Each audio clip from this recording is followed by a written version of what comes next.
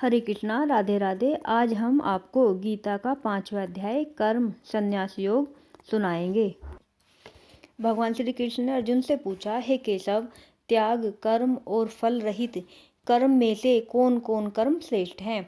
आपने इन दोनों ही कर्मों की श्रेष्ठता का बखान किया है, फिर भी इनमें से अति कल्याणकारी कर्म कौन सा है जिससे मेरा कल्याण हो सके, वह आप मुझे बताएं।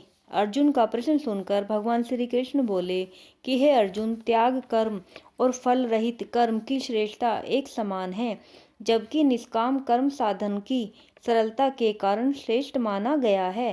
कर्म करते समय मन में त्याग की भावना लेकर इंद्रियों व शारीरिक कृत्यों का त्याग किया जाता है, जबकि निष्काम कर्म में भगवत कृत्यों में संभाव रखा जाता है। अतः यह श्रेष्ठ है। हे कौन्तेय, जो प्राणी इस रहस्य को जानता है वह दुख एवं सुख से रहित सन्यासी प्रवृत्ति का होता है। ऐसा प्राणी किसी के प्रति द्वेष की भावना नहीं रखता और न ही उसके मन में किसी प्रकार की कोई कामना रहती है।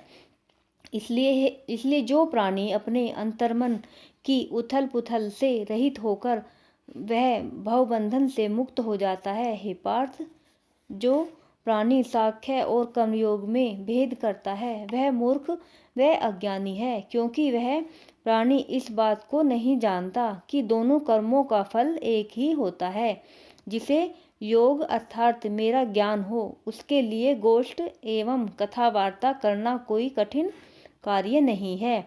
ये भिन्न नहीं है, एक ही है और इनका फल भी एक ही है। जो स्थान साख्य योगी पाता है वही स्थान कर्म योगी भी पाता है। जिन प्राणियों ने साख्य योग और कर्म योग को एक समान माना है, उन्होंने यथार्थ को पहचाना है। हे धनुर्धर, संसार में मोह तथा सभी कर्मों को देह और मन से त्यागने का ही नाम संन्यास है। जब तक प्राणी ब्रह्म योग से नहीं जुड़ेगा, उसके लिए संन्यास पाना दुष्कर है। स्मरण के साथ मेरा नाम जुड़ जाता है, तब वह स्वतः संसार के सभी मूलभूत सुखों को भूल जाता है। यही सन्यासी के गुण हैं। स्मरण योग से बंधा सन्यासी अति शीघ्र पर ब्रह्मा को प्राप्त होता है। हे अर्जुन, निष्काम कर्म के बिना संन्यास कर्म का होना असंभव है तथा निष्काम कर्म अर्थात भगवत चिंतन के द्वारा ही परम तत्व की प्राप्ति सरलता से हो जाती है। अतः हे कुंती पुत्र अर्जुन, निष्काम कर्म करने वाले प्राणी का मन शुद्ध होता है। वह सभी प्राणियों में एक ही तत्व को मानकर निष्काम भाव से कर्म करते हुए उसी में निर्लेप रहता है। तत्वज्ञानी अर्थात साख्य योगी सभी कर्मों को करते हुए भी उन कर्मों के प्रति आसक्त नहीं होता, अर्थात वह मानता है कि नेत्र देखते हैं, कान सुनते हैं, नासिका सूंघती है, जीभ स्वाद लेती है, श्वास आते जाते हैं, हाथ अपना कार्य करते हैं, पाँव चलते हैं, निद्रा आती है और जाती है, आदि सभी क्रियाएं स्वतः हो रही हैं तथा इनमें उनका कोई योगदान नहीं है। इन सब से अलग मैं आत्मा राम हूँ। मैं अकर्ता हूँ और इन सब से अलग हूँ। हे पार्थ, तत्वज्ञानी स्वयं को अकर्ता तथा आत्मा के रूप में ही देखता है और कर्मों से स्वयं को पृथक मानता है। इसी वृत्ति से वह कर्म करता है, अतः उसे कर्मों का दोष नहीं व्यापता। जैसे जल में कमल निर्लेप रहता है, वैसे ही वह प्राणी भी वासना से निर्लेप रहता है। हे अर्जुन, जो योगी है अपनी देह मन और इंद्रियों से सद्कर्म करते हैं, स्नान आदि करते हैं तथा फल की इच्छा भी नहीं करते, वे निश्चय ही शांति पाते हैं। जो मन में किसी प्रकार की कामना लेकर ऐसा करते हैं, वे मुक्त नहीं हो पाते बल्कि बंधनों में बंध जाते हैं। हे अर्जुन, जो तत्वज्ञानी हैं, इंद्रियों को वश में किए हुए हैं और स्वयं को कर्ता न मानकर मुझ में तथा मेरे सत्य रूप में ही लीन रहते हैं, वही प्राणी सबसे अधिक सुखी हैं। हे पार्थ, अब यह सुन कि मैं कैसा हूँ और अकर्ता न होते हुए भी मेरा कार्य क्या है। मैं संसार को उपजाता हूँ, मेरा स्वभाव माया में है। यह सारा संसार माया का खेल है और मुझे इस संसार से कोई प्रयोजन नहीं है। मैं न किसी के पुण्य कराता हूँ और न किसी को पाप करने के लिए प्रेरित करता हूँ। जो प्राणी अज्ञानी है वह अज्ञान से मोहित होकर पाप करता है। जो प्राणी मुझ निर्लेप और ईश्वर को न्यारा समझते हैं उनके मन में कभी अज्ञान नहीं उपजता। जिस प्रकार सूर्य के लिए अंधकार का कोई महत्व नहीं है, उसी प्रकार ज्ञानी जन भी निर्लेप हैं।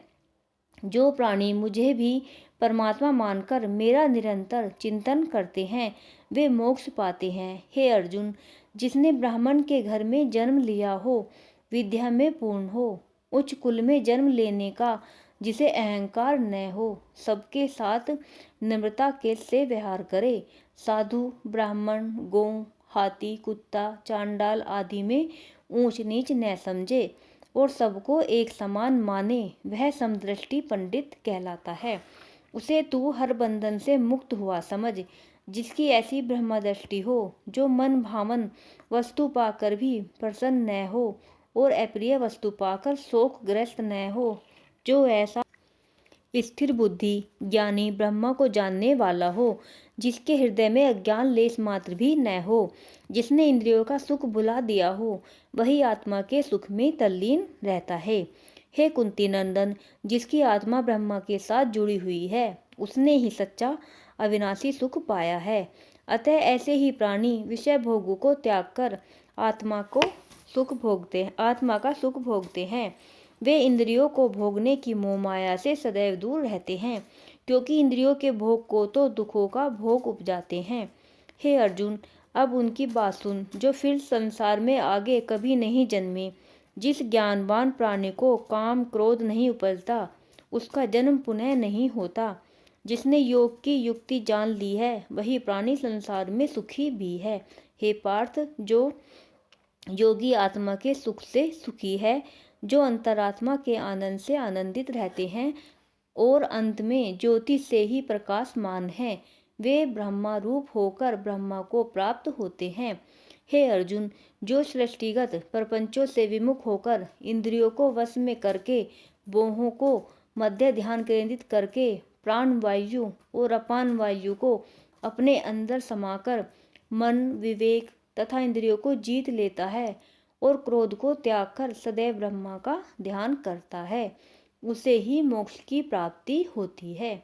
हे कौन्तेय, जो सच्चे हृदय से अपना सब कुछ मुझे अर्पण करके मेरी भक्ति में लीन होता है, मुझे ही सर्वव्यापी मानता है, यज्ञ तप तथा सभी प्राणियों में मुझे ही देखता है, वह आत्म स्वरूप का ज्ञान पाकर परम शांति पाता है, क्योंकि मैं ही उसका सब कुछ हूँ। वह सृष्टि के हर पदार्थ में मेरे ही दर्शन पाकर प्रत्येक सुख की प्राप्ति करता है। राधे राधे।